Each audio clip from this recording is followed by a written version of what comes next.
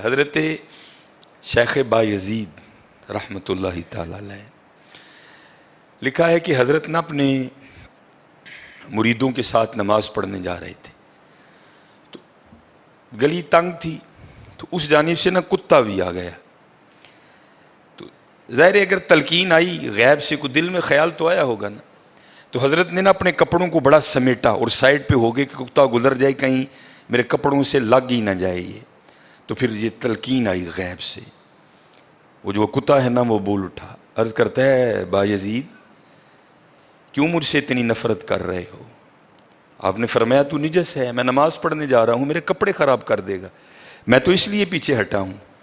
تو کتا آگے سے کہتا ہے حضرت اگر میں گیلا ہوں تو پھر نجس ہوں، پھر ناپاک ہوں، اگر خشک ہوں تو پھر تو میں ناپاک ہی نہیں، اگر آپ کے کپڑوں سے لگ بھی گیا تو کچھ نہیں ہوگا، اگر گیلا ہوں تو لگ گیا تو پھر آپ کے کپڑے ناپاک کروں گا، لیکن پھر بھی میری ناپاکی ایسی ناپاکی ہے کہ 3 بار کا جو پانی ہے وہ اس ناپاکی کو دور کر دے گا۔ اگر آپ کے کپڑوں سے لگ گیا نا 3 بار، اگر آپ اپنے کپڑوں کو پانی سے دھوئیں گے تو کپڑے پاک ہو جائیں گے۔ لیکن بایزید کبھی تو نے اپنی ناپاکی پہ غور کیا؟ میری ناپاکی تو وہ ہے جس کو 3 پانی دور کر دیتے ہیں، لیکن تیری ناپاکی تو وہ ہے جس کو 7 سمندروں کا پانی بھی نہیں دھو سکتا۔ جا کے پہلے اپنی ناپاکی دور کر۔ ہاں حضرت یہ اندر کی ناپاکی، اور کیونکہ بات ان سب بابوں کی ایک ہوتی ہے، انداز جدا ہوتے ہیں، تو پھر یہی بات حضور بلے شاہ رحمۃ اللہ تعالیٰ نے کس طرح لکھی؟ آپ فرماتے ہیں پھلاں دا تو عطر بنا، پھلاں دا تو عطر بنا، عطر دا پھر تو کڈ دریا، دریا وچ پھر تو ڈبکیاں لا۔ ذرا بات کی گہرائی تک جانا۔ حالا عطر کیا ہے؟ تھوڑا سا شیشی پہ لے کے اپنی ہتھیلی پہ لگایا، اس طرح کر کے جسم پہ لگا دیا، جہاں سے گزرو گے وہاں سے بھی پتہ چلے گا اس بندے نے عطر لگایا ہے۔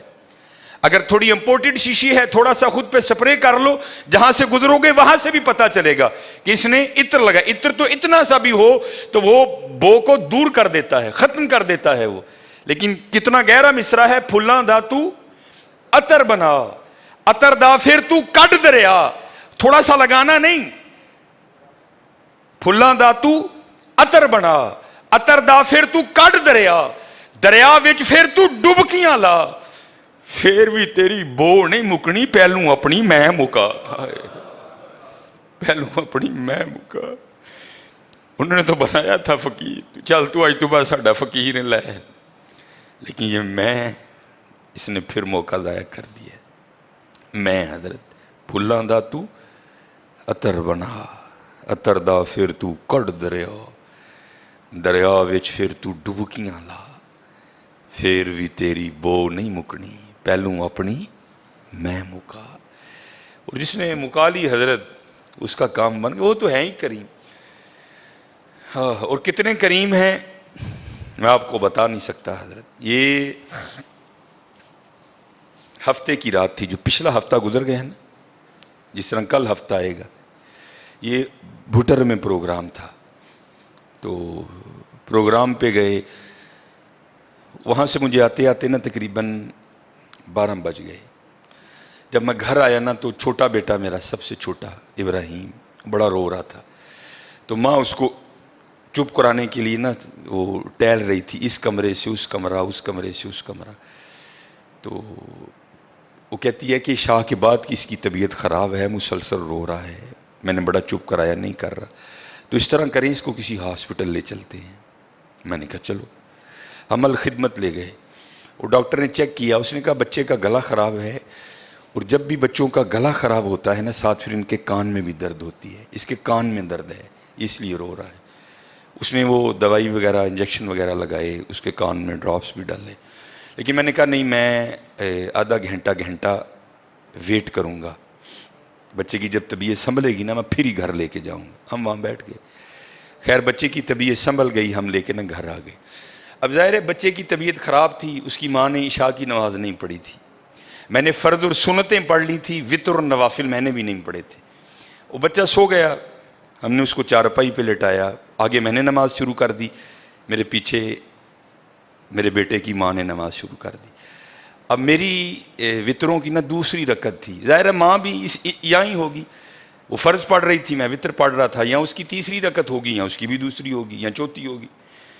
اب اس کی نا آنکھ کھل گئی، اس نے بڑی شدت سے رونا شروع کر دیا. تو ہر مسئلے کی روح سے آپ نماز توڑ سکتے ہیں، کیونکہ وہ چارپائی سے بس گرنے ہی والا تھا.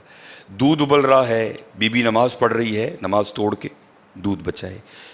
کوئی کنویں میں گر رہا ہے، نماز توڑ کے اس کو بچاؤ. پہلے توڑ سکتے تھے، لیکن میں نے کہا نہیں، میں نہیں توڑنی. کوئی بات تھا نا حضرت، محبت تو تھی اولاد کی لیکن دل تھوڑا سخت. لیکن ادھر کیا تھا؟ ادھر ماں تھی حضرت. اس نے کیا کیا؟ اس نے نماز توڑ کے نا بچے کو جا کے چارپائی سے اٹھا کے سینے سے لگا لیا. اب میں نے وطروں کی تیسری رکعت پڑھی تو میں مصلی پہ بیٹھ کے نا میں رو پڑا. ہائے، نبی علیہ السلام نے کیا فرمایا کہ اللہ جل شانہ بندے سے 70 ماؤں سے بڑھ کے پیار کرتا ہے. یار اگر ایک ماں کی محبت یہ ہے تو پھر اس کی محبت کیا ہوگی؟ اگر ایک ماں کی محبت یہ ہے کہ اس نے نماز توڑ کے بچے کو سینے سے لگا لیا، تو پھر تصور کرو حضرت، جو 70 ماؤں سے بڑھ کے پیار کرتا ہے اس کی محبت کیا ہوگی؟ لیکن بات پھر وہی ہے حضرت، ہم تو مائل با کرم ہیں، لیکن کیا ہم تو مائل با کرم ہیں، لیکن آگے سے کیا؟ جب یہ وہ بچہ تھا نا، میں نہیں تھی حضرت اس میں. وہ تو پوری شدت سے رو رہا تھا، مجھے بٹھاؤ، مجھے اٹھاؤ، مجھے بچاؤ، مجھے بچاؤ. شدت تھی نا حضرت، اس شدت نے ماں کو مجبور کر دیا کہ اس نے نماز توڑ کے بچے کو اٹھایا. یہاں بھی جب شدت آتی ہے نا حضرت، تو پھر دریائے رحمت ایسا جوش میں آتا ہے کہ بگڑی بن جاتی ہے. لیکن پھر کیا ہے؟